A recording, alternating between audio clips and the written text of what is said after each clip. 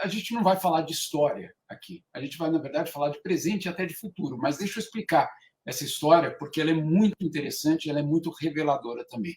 Pablo Neruda, todos vocês conhecem, Prêmio Nobel de Literatura de 1971. Eu, pessoalmente, tenho recorrido muito a ele nesses últimos meses. E qual é a informação?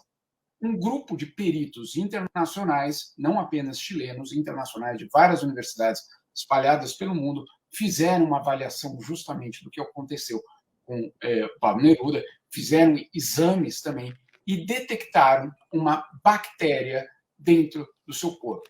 Uma bactéria que, segundo esses pesquisadores, teria sido a causa da morte dele. Não o câncer, como tinha sido divulgado na época. Você falou corretamente, foram 12 dias depois do golpe de Estado. Agora, foi encontrada, como os peritos apresentaram hoje isso, foi encontrada a bala, né? A bala que matou, basicamente, Pablo Neruda. Agora, ninguém sabe, obviamente, quem é que atirou essa bala, quem é que introduziu essa bactéria dentro do corpo do Pablo Neruda.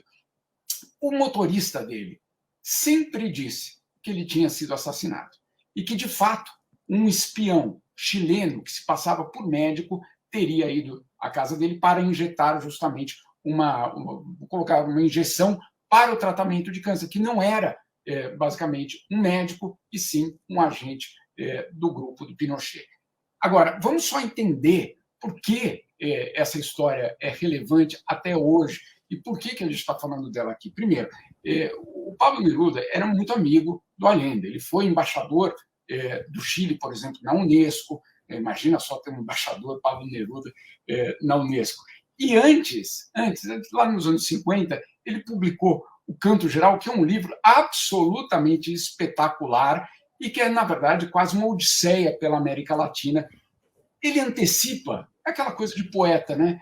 Antecipa o que os sociólogos, o que os pesquisadores vão dizer anos depois. Na América Latina ficou conhecido, o Edu conhece muito bem, a teoria da dependência da América Latina. Em 1950, em poemas, ele já trazia isso. Os poetas têm disso, né?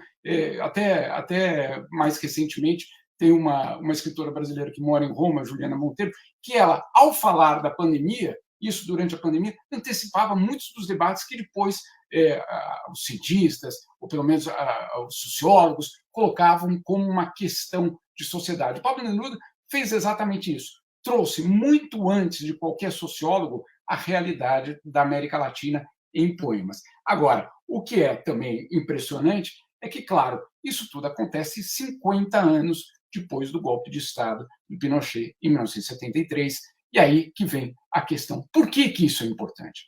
Porque a gente precisa começar a entender de uma forma definitiva que olhar para esse passado, descobrir quem é que matou Pablo Neruda, ou de que forma essas ditaduras foram organizadas, elas são, na verdade, buscar essas respostas é a forma mais eficaz, é o maior antídoto para a gente evitar novas ditaduras no futuro. Porque senão a gente vem com aquela história, o Edu conhece bem, não, mas na verdade não foi um golpe de Estado.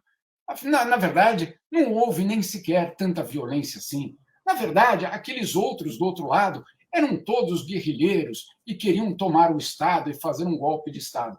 Pablo Neruda era um poeta. Pablo Neruda era um prêmio Nobel de literatura.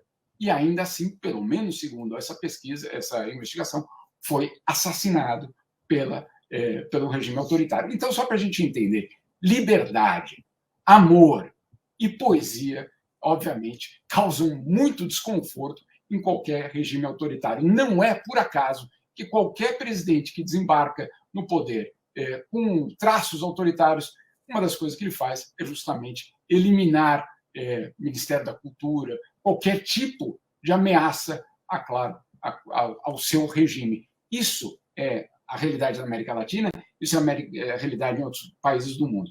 É importante a gente colocar isso de novo.